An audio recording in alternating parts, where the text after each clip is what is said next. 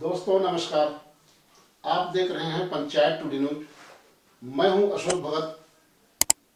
आज हमारे साथ खास बातचीत कार्यक्रम में हमारे साथ तमनार के भारतीय जनता पार्टी के मंडल अध्यक्ष जतिन साहब जी हमारे साथ मौजूद हैं।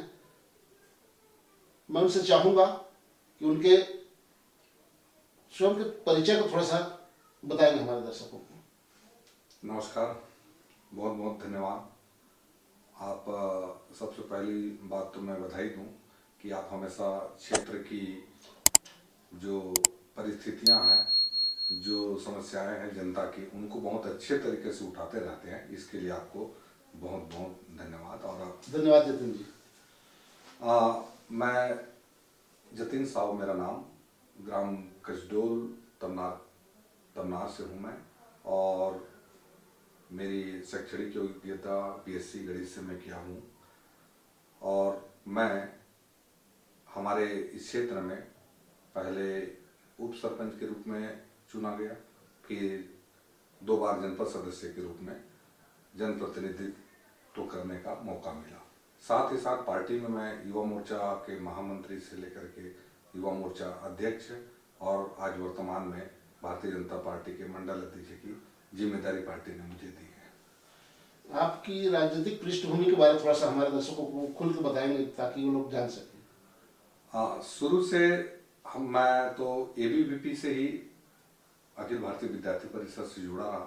छात्र राजनीति से ही अपनी शुरुआत हुई, और छात्र राजनीति से शुरुआत करने के बाद में जब मैं रायगढ़ कॉलेज अपनी पढ़ाई के लिए गया और जब पढ़ाई से वापस आया तो सबसे पहली बात कहा जाए कि हम गांव में हमारी युवाओं की एक टीम बना करके, एक टोली बना करके सामाजिक कार्य, धार्मिक कार्य और रचनात्मक कार्य को करने का हमने सारी एक टोली बना करके प्रयास किया। और सभी लड़कों के सहयोग से हम अपने क्षेत्र में, विशेष करके अपने गांव में, इन रचनात्मक कार्य को भली भांति से पूर्ण किए, जिससे बुजुर्गों में, महिलाओं में, माताओं में, हमारे लड़कों के लिए, हम लोगों के लिए एक सोच बनी कि ये जो लोग हैं ये आगे चल करके कुछ काम कर सकते हैं।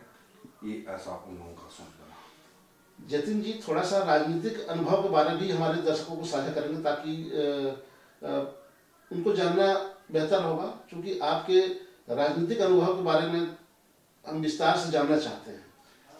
जैसे मैं बताया कि हमारे गांव में टीम के बाद ग्राम पंचायत में लोगों ने मुझे उप सरपंच बनाया, और उनकी उम्मीद के आधार पर जब हम गांव में उप सरपंच बने तो हर वो छोटी सी छोटी चीज़ों पर ध्यान दिए। और हम उसके बाद जनपद सदस्य भी बने, जनपद की भी राजनीति की है। तो सबसे पहली बात मेरे को क्या है कि मैं अपनी राजनीतिक विस्तार को जानता हूँ। जिस पदों पर हूँ उस पद पर मैं अच्छा काम कर सकूँ, इन बातों पर मैं ध्यान देता हूँ। आप पंचायत में किसी भी पद पर रहेंगे तो वो गांव में वो छोटी छोटी चीजें होती हैं, उन चीजों को लेकर के आपको जनता के बीच में जानी सही बात है। जैसे किसी का वृद्धा पेंशन हो गया, किसी का विधवा पेंशन हो गया, विकलांग पेंशन हो गया। आप अगर जनपद की राजनीति करते हैं तो इस प्रकार के जो योजनाएं हैं, और इन योजनाओं को जनता तक पहुंचाना सेवा भाव का एक बहुत ही अच्छा रूप होता है और बहुत ही अच्छा मार्ग होता है। साहब जी, आपने कुछ कार्य भी किए होंगे समाज के लिए, क्षेत्र के लिए, आम जनता के लिए। कुछ उसमें से उल्लेखनीय कार्य भी हुए होंगे जो बहुत अच्छे कार्य हो सकते हैं। कुछ उल्लेखनीय कार्य के बारे में भी हमारे दर्शकों को बताते चले तो बेहतर होगा। जैसे मैं बताना चाहूँगा कि अपने जनप्रतिनिधि के काल में तमनार और कसडोल ग्राम पंचायत मेरा क्षेत्र रहता था। और जैसे कसडोल आप लेंगे तो कसडोल 4 गांव से मिलकर के एक पंचायत बना हुआ, और चारों गांव को जोड़ने के लिए केलो नदी और पाझर नदी इनको काटती है, और इन पे बड़े बड़े 3 पुल की आवश्यकता होती है। सही बात। और इन तीनों पुल को आप बनाएंगे तब ये आश्रित गांव और ग्राम कसडोल एक दूसरे से जुड़ पाएंगे। तो सम्माननीय सत्येंद्र राठिया जी उस टाइम मंत्री थे छत्तीसगढ़ शासन में, उनके सहयोग से भारतीय जनता पार्टी की सरकार थी, तो उनके सहयोग से सबसे पहले हमने घटोरिया पुल की बात उनसे रखी थी और उनको अवगत भी था, तो उन्होंने उस पुल का निर्माण कराया था। और उसके बाद में हमारा ग्राम टूटीकोना है, उसको जोड़ने के लिए शासन की योजनाओं से हम बार बार प्रयास किए और उनके ऑफिस, किसी भी अधिकारी, किसी भी जनप्रतिनिधि, कलेक्टर, जिनसे भी मिलना है उनसे मिले और वहां भी पुल का, एक बड़े पुल का निर्माण किए 2 करोड़ आसपास का। और अंत में हमारा गांव सलिहारी था, तो सलिहारी भी हम लोगों से कटा हुआ था और आप मान के चले कि वह 6 महीने का राशन लेके चलते थे। उनको ना राशन की सुविधा हो पाती थी, ना ही स्वास्थ्य की सुविधा हो पाती थी, ना ही बच्चे मिडिल स्कूल या हाई स्कूल जाए तो उसके लिए भी सुविधा नहीं थी। तो पूरी तरीके से कटे हुए थे। तो वहां पे बड़ा मुश्किल से प्रयास करके सारे अधिकारियों को परिस्थिति का अवगत कराते हुए, कलेक्टर महोदय को अवगत कराते हुए और सभी जो जनप्रतिनिधि हैं उनको अवगत कराते हुए आज वर्तमान में वहाँ 4 करोड़ का पुल बना है।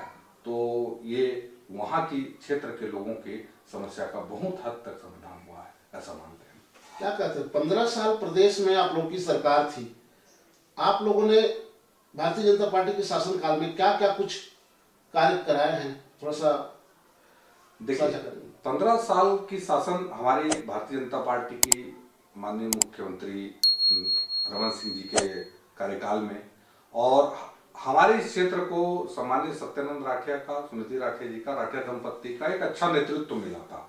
और अच्छा नेतृत्व, ऐसा नेतृत्व कि जो विकासमुखी नेतृत्व था, एक सादा सरल व्यक्ति था और उनके नेतृत्व में क्षेत्र ने बहुत ज्यादा विकास किया। सबसे पहले तो मैं बताऊं कि तमनार विकासखंड की ही बात करें तो केलोन नदी पर 7 जगह पर पुल, एक हमारे भाजपा शासनकाल में 7 जगह पर ये लोग गांव को जोड़ने के लिए 7 जगह पर पुल बनी है और वो बड़ी बड़ी पुल बनी है।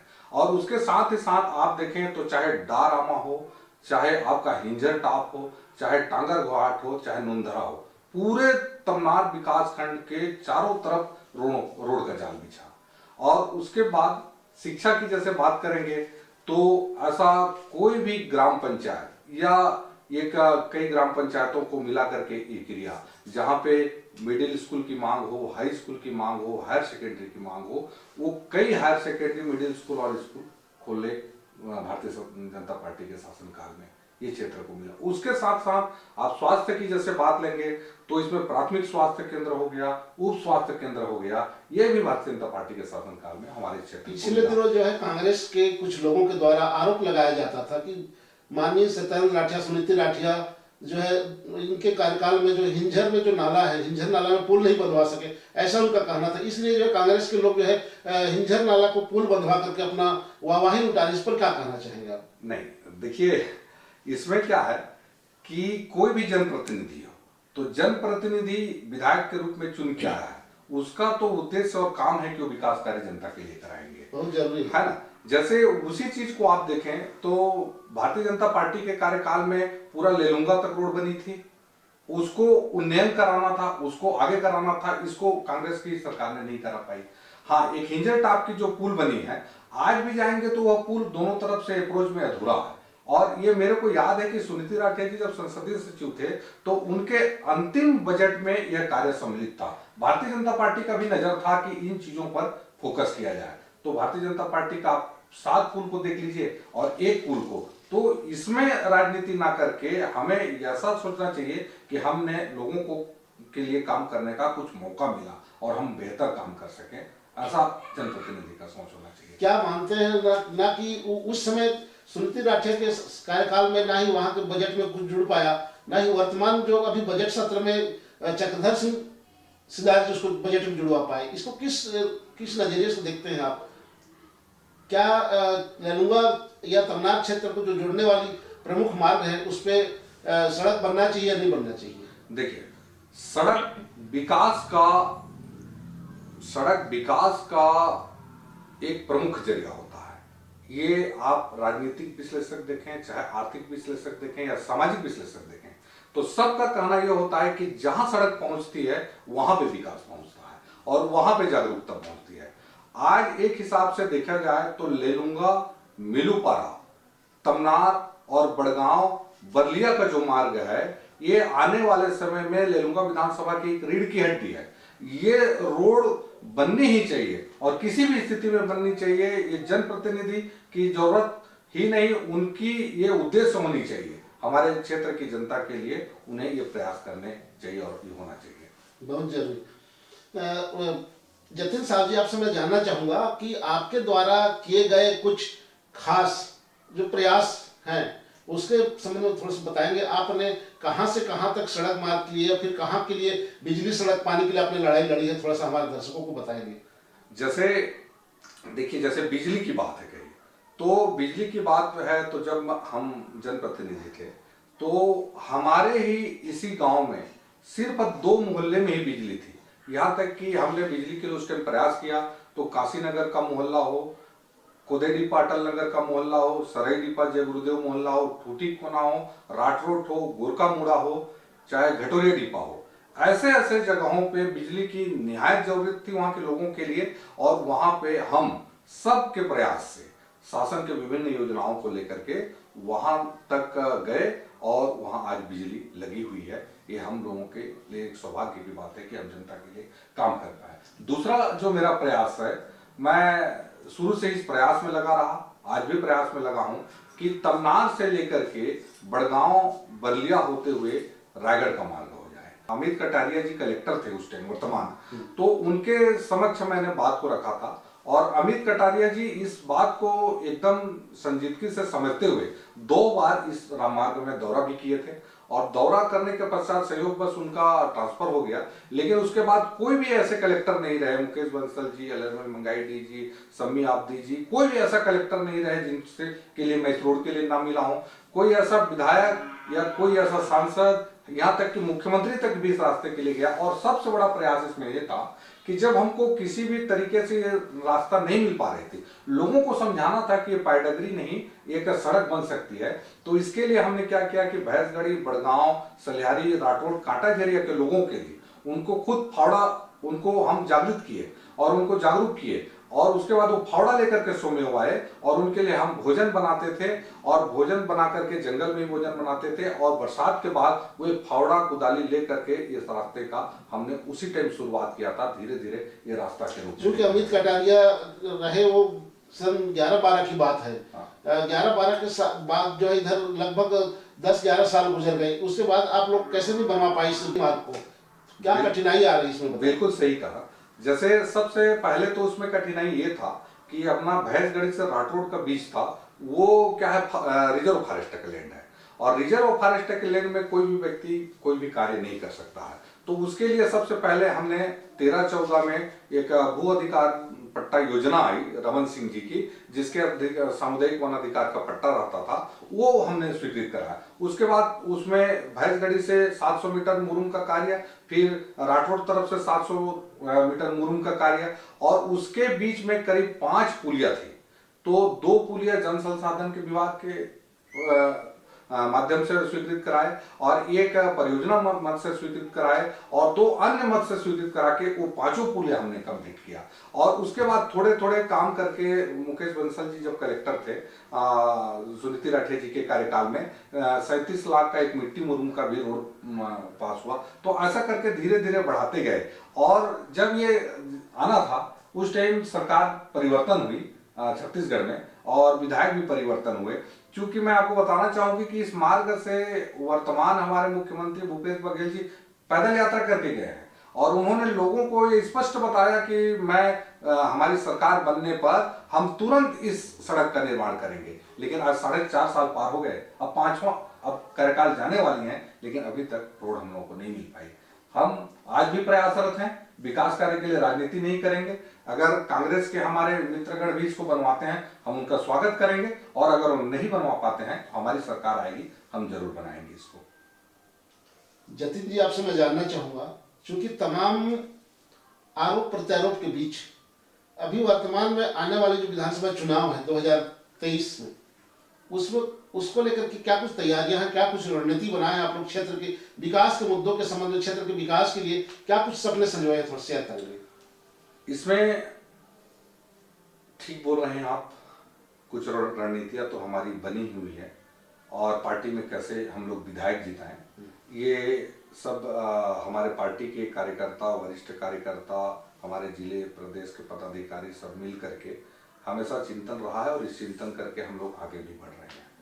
हम सबसे पहली बात तो इस क्षेत्र पे देख रहे हैं कि जो समस्याएं हैं, चाहे वो प्रदूषण की समस्या हो, चाहे सड़क की समस्या हो, चाहे बेरोजगारी की समस्या हो, ये समस्याओं पर आप देखेंगे कि हमारे जो वर्तमान विधायक हैं चक्रधर सिदार जी, ये हमेशा निष्क्रिय दिखे हैं। कभी भी बड़े मंचों पे या विधानसभा पे हमारे इस क्षेत्र की समस्याओं को उठाते हुए आपने उनको कभी भी नहीं देखा। जनता कहती है कि बहुत ही सक्रिय विधायक है, आप भारतीय जनता पार्टी के लोग उनको निष्क्रिय करार देते हैं। इसका जो है हकीकत क्या है, कैसे में उसको निष्क्रिय करार देते हैं? जनता उनको सक्रिय विधायक नहीं कहती है, जनता उनको व्यवहारिक विधायक कहती है। हम इस बात को भी मानते हैं, व्यक्तिगत रूप से वो व्यवहारिक हैं, हम इसमें दो मत नहीं है।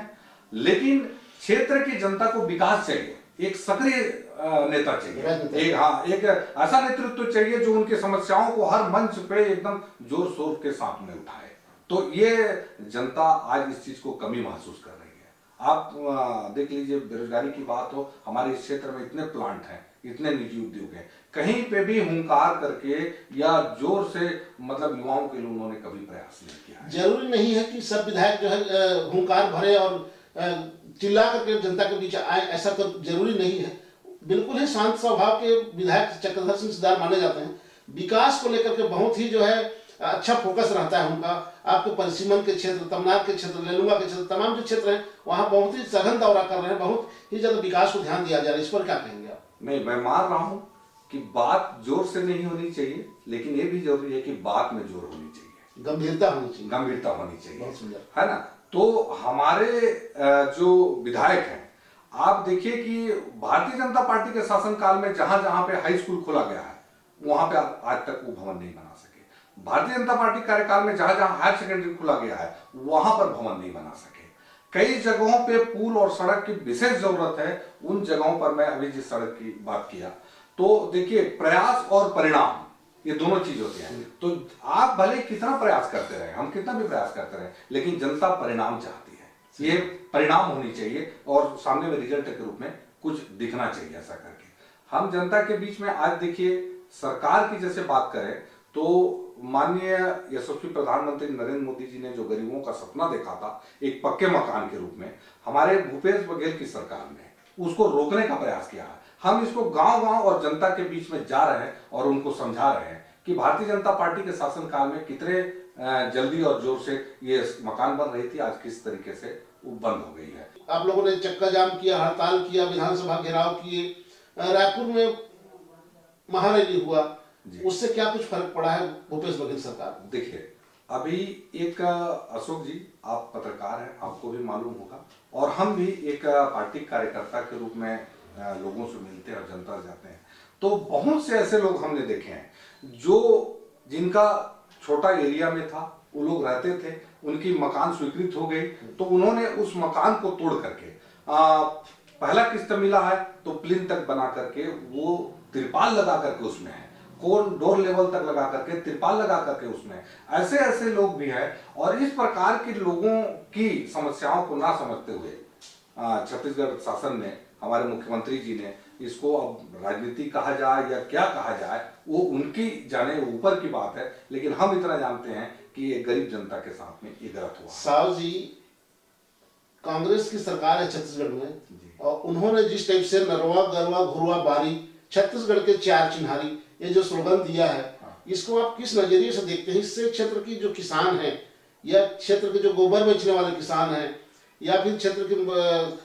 महिला समूह की जो महिलाएं हैं, उनको क्या कुछ लाभ मिल रहा है? कितने जगह गोबर खरीदी हो रही है, कितने जगह जो है पशु चारा पशु जो प्राप्त कर पा रहे हैं, बताएंगे? आपने कहा नरवा गरवा घुरवा बारी, और अब इसको जनता क्या बोल रही है कि नरवा गरवा घुरवा बारी आबे रे भूपेश इधर, उनका स्पष्ट करना है। क्योंकि ये जो नरवा गरवा घुरवा बारी के द्वारा हम लोगों का पैसा बेवजह बर्बाद किया गया है। हम पंचायतों में जाएं और पंचायतों में देखें कि जिस प्रकार से गोठान के नाम पर जिस प्रकार से भ्रष्टाचार हो रहे हैं, यहाँ तक कि सरपंचों के भी हाथ खुले नहीं है, सरपंच अपने मन से नहीं कर रहे। वहां पे कोई भी सामान आना है तो रायपुर से आ रही है, और रायपुर से आकर के यहाँ सप्लाई पे जा रही है, उस सामान की क्वालिटी जो भी है। मैं ये मानता हूं कि नरवा गरवा बारी में जितना पैसा दिया गया है और जितना दिया जा रहा है, उतने पैसे अगर सरपंचों को अधिकार के साथ दिए जाते तो अपने ग्राम पंचायत का बेहतरीन ढंग से विकास कर पाते। ये महिला स्व सहायता समूह को कोई फायदा नहीं दिला पा रहे हैं। अगर महिला स्व सहायता समूह को अगर फायदा दिलाने का सरकार का मंशा था तो रेडी टू ईट जैसे जो महिला स्व सहायता समूह वो बना रही थी उसको उनसे नहीं छीना जाता। जैसे आप खाद की बात कहें तो इससे किसानों को कोई फायदा नहीं है। वो जो खाद है वो किसान 1 रुपया 2 रुपया में बेच रहे हैं, वो भी कहीं कहीं, और वो कांग्रेस कार्यकर्ताओं के द्वारा खरीद की जा रही है और उसको वापस किसानों को जोर दिया जाता है कि आपको इसको 10 रुपया किलो में खरीदना पड़ेगा। ये गलत बात है, ऐसा नहीं होना चाहिए। और दूसरी बात, जैसे गोठान की बात कहें तो जितने मवेशी हैं उन मवेशियों को वहां पे रख करके भरण पोषण करके वहां पे सब रखना था, लेकिन आए दिन आप खबर देखते होंगे और अपने आंखों से देखे होंगे कि तमनार हमारे क्षेत्र में डंपर की चपेट में हो चाहे बड़ी गाड़ियों की चपेट में कई हमारी गौ माताएं आ जाती है। तो ये फिर किस गोठान किस अर्थ का हुआ? यह तो कोई काम का नहीं होता है। आपके पार्टी में जो टिकट प्राप्त करने की जो होड़ मची हुई है, लोग जो है मैं विधायक का टिकट पाना चाहता हूं, मैं टिकट लाऊंगा, ऐसा एक हवा चल रहा है। इसको किस टाइप से आप जो विराम लगाते हैं, कैसे किस नजरिए से देखते हैं? जी, सही कहा आपने। देखिए, कांग्रेस पार्टी और भारतीय जनता पार्टी में यही अंतर है कि भारतीय जनता पार्टी की जो टिकट है वो नीचे जनता के पुकार से मिलती है और कांग्रेस पार्टी में क्या है, टिकट वो ऊपर से आती है। तो आज हमारे जितने भी कार्यकर्ता हैं, हमारा यह आदिवासी क्षेत्र है, हमारे जितने भी आदिवासी कार्यकर्ता, हर कोई चाहता है कि मैं भी विधायक सांसद बनूं, क्षेत्र का विकास करूं, लेकिन जितने जितने भी आगे आ रहे हैं वो जनता के बीच में जा रहे हैं और जनता के बीच में जा करके अपनी पैठ बनाने का प्रयास कर रहे हैं। और भारतीय जनता पार्टी यही चाहती है कि आपको टिकट ऊपर से नहीं मिलेगी, आप जनता के बीच में जाइए और अच्छे काम करिए, आपका नाम ऊपर बिल्कुल आएगा और उस हिसाब से पार्टी देख करके आपको टिकट देगी।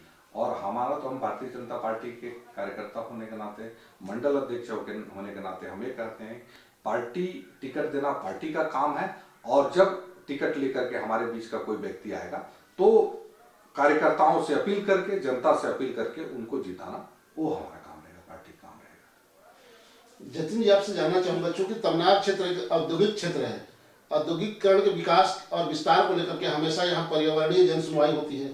कभी आप लोग न विरोध करते हैं, ना ही आप लोग का जो पक्ष रखा जाता है वहां पर, ऐसा क्यों होता है? आप लोग जो सक्रिय भारतीय जनता पार्टी में आप सक्रिय कार्यकर्ता हैं, मंडल अध्यक्ष हैं, कभी भी आप लोग पर्यावरण जन सुनवाई के खिलाफ विरोध में नहीं बोलते हैं, ये क्या वजह है? पर्यावरण या प्रदूषण के बारे में कभी नहीं आवाज उठाते हैं आप लोग? देखिए, जैसे ये जन सुनवाई है, एक हिसाब से तो जन सुनवाई मान के चलिए कि शासन की एक हिसाब से उंगली पे चलने वाली बात हो गई। प्रशासन के माध्यम से आप कुछ भी बोले वो पहले से स्क्रिप्ट तय हो जाती है कि उनको क्या करना है। लेकिन भारतीय जनता पार्टी ने उद्योगों के खिलाफ में हर समय पर, सड़क के खिलाफ में, प्रदूषण के खिलाफ में एक तय की है। और मैं ये मानता हूं कि हमारा ये जो क्षेत्र है ये औद्योगिक क्षेत्र है। औद्योगिक क्षेत्र में एक वेल प्लानिंग से, अच्छे योजना के साथ में यहाँ के जनप्रतिनिधि को सामने आना चाहिए। जैसे हमारा तमनार का ऊपर का एरिया देखते हैं तो ये पूरी माइंस एरिया हो गई है। हमारा जैसे तराई माल से उधर साइड का देखते हैं तो इसमें बहुत छोटी छोटी प्लांट बन गई हैं। तो उनका जो डस्ट है या फ्लाइएस है या बेड मटेरियल जो चीजें हैं वो जंगलों में फेंक दे रहे हैं। इस पर तो बिल्कुल लगाम लगानी चाहिए और उसका उचित जहां पर होनी चाहिए। यही सवाल मेरा था कि आप लोग आपत्ति क्यों नहीं करते हैं जब जंगलों में डस्ट बिछाई जा रही है? रोड किनारे डस्ट जो है ट्रकों के माध्यम से कई सैकड़ों ट्रक जो है डस्ट बिछा दे रहे हैं, इस पर आप लोग क्यों मुखर नहीं होते हैं? क्यों इस सवाल को प्रशासन के सामने क्यों खड़े नहीं करते हैं? नहीं, पिछले बार हमने इस विषय को लेकर के माननीय कलेक्टर जी को एक ज्ञापन भी दिया था भारतीय जनता पार्टी के कार्यकर्ताओं के द्वारा और हमने स्पष्ट कहा था कि सड़कों के किनारे जो प्रदूषण है और जंगलों के बीच में प्रदूषण है ये किसी भी हाल में हटने चाहिए, हमने विज्ञापन दिया था। और मेरा एक इसमें सोच और था और एक जनप्रतिनिधि को ये सोच रखनी चाहिए। मैं उम्मीद करता हूं कि जैसे हमारा तमनार जो है कि तमनार का लगभग आधा हिस्सा खदान में जा रहा है। वहां के लोग आज डोंगा मोंगा हो गया, कुड़किल हो गया, सारसमाल हो गया, वहां पानी के लिए भी तरस रहे हैं। वह ऐसी स्थिति में बनी हुई है, उन खदानों के बीच में रह रहे हैं। तो मेरा यह मानना है कि हमारा जो ये तमनार क्षेत्र है एक साड़ा क्षेत्र होना चाहिए। जो पहले कोरबा या भिलाई हुआ करता था वो एक साड़ा क्षेत्र होने के साथ साथ हमारे जो गांव खदान के बीच में आ रहे हैं उनको पुनः तमनार ब्लॉक को एक बार पुनः स्थापित करने का हमारे पास एक अवसर है और उनको स्थापित उसमें कॉलेज, स्कूल, हॉस्पिटल, रोड, पानी, इन सारी की सुविधाएं हैं। इन सारी सुविधाओं को लेकर के एक तमनार को पुनः एक बार बसाने की जरूरत है और ये साडा के माध्यम से हो सकता है। इस पर हमको हमारे सरकार को विचार करनी चाहिए। जतिन साहब जी, आपसे मेरा आखिरी सवाल है कि क्षेत्र के कुछ ऐसे लोग हैं आपके जो जहां आप निवास करते हैं, कसडोल गांव या आसपास के जो गांव के लोग कंपनी के साथ आपकी मिली भगत करते हैं, आप कंपनी के साथ मिल करके आपको काम करने का आरोप लगाते हैं, इसको किस टाइप से आप अपना प्रतिक्रिया देते हैं? जैसे देखिए, कंपनी के साथ मिली भगत और इन टाइप की जो बात आती है, देखिए आप किसी भी क्षेत्र में नेतृत्व करेंगे तो नेतृत्व में आपको वाहवाही भी मिलेगी और नेतृत्व करने पर आपको कुछ बदनामी भी मिलेगी। तो जिस प्रकार से आप वाहवाही को स्वीकार करते हैं तो उस नकारात्मक चीजों को भी आपको स्वीकार करनी चाहिए। लेकिन हमारे ही क्षेत्र का कोई व्यक्ति आकर के कहता है कि मेरे को रोजगार के लिए आप फलाना कंपनी का साथ दे देते, हमारे क्षेत्र के ये सीसी रोड के लिए आप फलाना कंपनी से बात करते, हमारे क्षेत्र की इस पानी की समस्या के लिए फलाना कंपनी से बात करते, तो क्या मैं उन जनता के हित में जो चीजें हैं उनको लेकर के उन कंपनी के पास में ना जाऊं? क्या मेरे को जाना पड़ेगा? बिल्कुल। आज जैसे डीएमएफ की चीजें हैं, आज डीएमएफ के पर 1 रुपया हमारे तमनार क्षेत्र पे काम नहीं हो रही है। हमें उस डीएमएफ को जोर डाल करके काम लेना पड़ेगा और हमारे क्षेत्र के लोगों को काम करना पड़ेगा। तो जैसे ही आप मान लीजिए आप विरोध करते रहेंगे तो बोलेंगे कि ये कंपनी का अच्छा विरोधी है, लेकिन जैसे ही कुछ लोगों के हित के लिए आप उनके पास बात रखेंगे तो ऐसा हो जाता है कि कुछ मेल जोल वाली बात हो जाती है। लेकिन हमें जो एक बीच का रास्ता है कि जनता के भी हित में काम हो और ऐसे हित में काम हो जाए, इसके लिए हमको प्रयास करना चाहिए। और जैसे जनता के द्वारा लगाए गए आरोप को आप कैसे देखते हैं?